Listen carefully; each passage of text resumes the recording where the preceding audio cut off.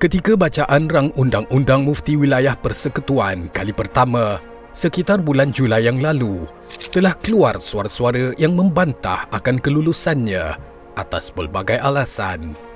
Kini, dengan bacaan kali kedua dan ketiga yang sedang berlangsung di Parlimen, sekali lagi muncul beberapa bantahan terhadap RUU Mufti Wilayah ini.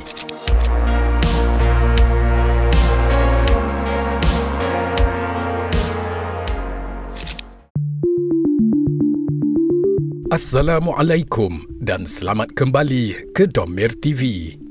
Pertama, Mufti Perlis berkeras dengan bantahannya tentang takrifan Ahli Sunnah wal Jamaah di dalam RUU tersebut ditentukan kepada akidah Asy'ariyah dan Maturidiyah dan bertasawuf mengikut Imam Al-Ghazali dan Imam Junaid Al-Baghdadi.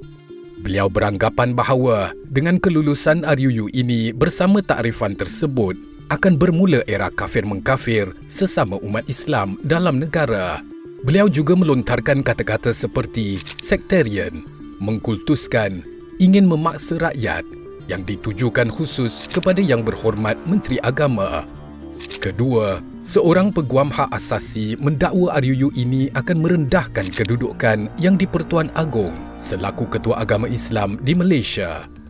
Beliau juga menyifatkan RUU ini akan mewujudkan mekanisme kawalan yang tidak pernah berlaku sebelum ini apabila setiap fatwa secara automatik mengikat semua umat Islam tanpa pengecualian atau kelonggaran.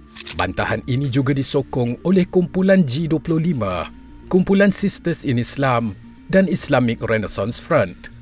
IRF juga menambah bahawa RUU Mufti Wilayah akan melahirkan otoritarianisme agama dan memberi kesan secara tidak langsung kepada masyarakat bukan Islam dalam negara. Berkenaan penakrifan istilah Sunni yang merujuk kepada manhaj Asy'ariyah dan Maturidiyah, mantan Ketua Hakim Syar'i Perak, Datuk Haji Muhammad Asri Haji Abdullah menyatakan bahawa Akta Mufti Wilayah-Wilayah Persekutuan adalah undang-undang khusus mengenai kelayakan pelantikan seorang mufti dan tugas-tugasnya.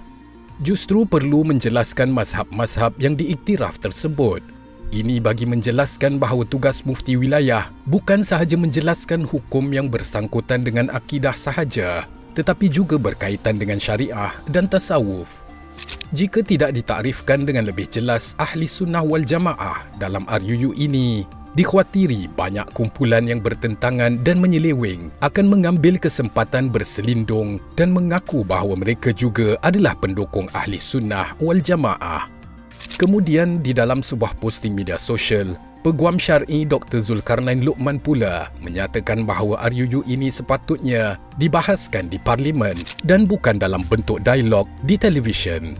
Jika ada pun rasa tidak puas hati, jalan yang lebih harmoni adalah jika Mufti Perlis itu datang ke pejabat Menteri Agama. Tambahan juga boleh bermuzakarah bersama 12 mufti-mufti negeri lain supaya tidak mengelirukan orang awam. Skop RUU Mufti ini sendiri terhad kepada wilayah Persekutuan Putrajaya, Kuala Lumpur dan Labuan. Syarat akidah Al-Asy'ariyah dan Al-Maturidiyah hanya dikenakan kepada pelantikan mufti dan timbalan mufti sahaja. Ianya bukan paksaan kepada orang ramai. Mantan Ketua Hakim Negara, Tun Abdul Hamid Muhammad, menimbulkan persoalan yang sahih berkenaan ini. Beliau bertanya sama ada 97% penduduk wilayah persekutuan hendak menjadi mufti atau timbalan mufti. Ia kerana peruntukan ini bukan merujuk kepada setiap warga wilayah persekutuan hendaklah memenuhi syarat-syarat itu baru dia diterima sebagai seorang Islam. Bagaimana kelayakan menjadi mufti dan timbalan mufti akan menyebabkan timbulnya masalah kafir-mengkafir. Kemudian, kenyataan Mufti Perlis yang menyamakan perbuatan Ibn Tumad dengan akidah Al-Asy'ariyah dan Al-Maturidiyah adalah satu perumpamaan yang tidak tepat. Mengapa tidak diambil contoh Sultan Salahuddin Al-Ayyubi yang berjaya menyatukan umat Islam di Timur Tengah dan memenangi kembali Baitul Maqdis? Al-Hafiz Jalaluddin As-Suyuti Al-Syafi'i berkata dalam kitabnya Al-Wasail ila Ma'rifatil Awa'il, tatkala Sultan Salahuddin Ibn Ayyub dilantik sebagai pemerintah, lalu dia memerintahkan para muazzin supaya menyiarkan pada waktu tasbih dengan menyebut akidah Al-Asy'ariyah. Kemudian para muazzin sentiasa menyebut akidah tersebut pada setiap malam sehingga masa kita ini. Umat Melayu Islam di tanah Melayu telah turun-temurun menganut fahaman Ahli Sunnah wal Jamaah berteraskan akidah Al-Asy'ariyah dan Al-Maturidiyah. Melalui prinsip akidah Ahli Sunnah wal Jamaah, kefahaman beragama umat Islam dianut secara sederhana atau wasatiyah menurut ilmu yang muktabar. Nas agama tidak difahami secara zahir literal yang ketat dan tidak juga ditundukkan kepada takwilan liberal yang longgar. Sebaliknya, asas epistemologi Al-Asy'ariyah dan Al-Maturidiyah menganjurkan interaksi kefahaman nas agama menurut metodologi ilmiah, hukum akal dan disiplin tinggi dalam menimba ilmu. Anehnya, para pengkritik tidak menyatakan bahawa RUU Mufti ini telah pun mendapat perkenan yang di-Pertuan Agong sebelum dibentangkan di Parlimen. Struktur perlembagaan telah meletakkan yang di-Pertuan Agong sebagai Ketua Agama Islam bagi wilayah-wilayah persekutuan. Struktur ini juga sekaligus menjawab dakwaan bahawa mufti wilayah akan terlampau berkuasa, otoritarian dan merendahkan kedudukan yang di-Pertuan Agong. Seorang mufti dan timbalan mufti itu tetap akan dilantik oleh yang di-Pertuan Agong. Yang di-Pertuan Agong pula akan dinasihati oleh menteri dan juga perlu berunding dengan mawib sebelum melantik mufti dan timbalan mufti. Kearifan yang di-Pertuan Agong dalam proses pelantikan tetap diperlukan. Malah kita tidak saksikan apa-apa salah guna kuasa dari pihak mufti selama ini di negeri-negeri lain yang telah pun meluluskan RUU yang serupa sebelum ini. Kelihatan seperti bantahan terhadap RUU Mufti wilayah ini hanya merupakan rayuan kepada orang awam melalui jalan separa kebenaran dan maklumat tidak tepat. Lalu orang awam diajak untuk bantah, bersuara dan melawan tanpa pengetahuan sebenar tentang apa yang dibantahnya itu.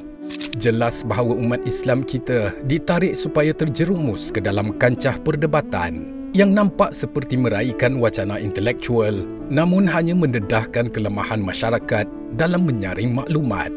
Ini kerana sikap awam itu sendiri yang terpesona dengan mereka yang lantang, sedangkan yang lantang itu tidak semestinya paling berilmu. Syekh Yusri Rushdi Jabr Al-Hasani berkata, peranan sebenar pewaris Nabi SAW adalah memberi penerangan sebaik mungkin, bukan semata-mata berbahas sehingga terkunci mulut penentang dalam majlis. Dalam memilih untuk beramal dan mengambil hukum hakam, kita diperintahkan untuk mengikut majoriti. Ini tidak bermaksud majoriti orang awam, tetapi ulama yang benar di kalangan mujtahid dipanggil As-Sawadul A'zam. Imam Asy-Syatibi di dalam kitabnya Al-I'tisam telah menyatakan bahawa As-Sawadul A'zam adalah golongan yang berjaya dan barang siapa berada bersama mereka ini pada perkara atau urusan agama, maka dia berada bersama kebenaran. Mereka adalah golongan majoriti yang mana di dalamnya terdapat mujtahid-mujtahid ummah, ahli syariat yang beramal dengannya.